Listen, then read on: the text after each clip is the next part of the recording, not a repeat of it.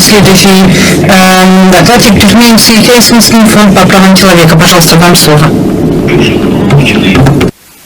ОБСЕ по вопросам СМИ Фрайман Дувер немецкому изданию как-то сказал, что в Туркменистане используются геббельсовские методы пропаганды и контроля над СМИ. Добавлю, Геббельс с помощью радио заставил всю Германию зиговать. Туркменская диктатура заставляет туркменский народ зиговать по-своему, по-туркменски, говоря о том, что есть покровитель, который будет решать все их вопросы. Хочу сказать, что за последние 2 года в тюрьму попали люди, которые передавали информацию за рубеж блогерам и журналистам. Это Душенов, это Халыков, это Исматуллаева, это Алабердиев. Все они были осуждены за то, что были только связаны с зарубежными туркменскими блогерами и свободными СМИ. После моей критики в мае месяце этого года на конференции в Вене офиса ОБСЕ по свободе СМИ вы проводите в Туркменистане семинар для представителей депутатов, прокуратуры, МВД, Верховного суда, коллегии адвокатов и так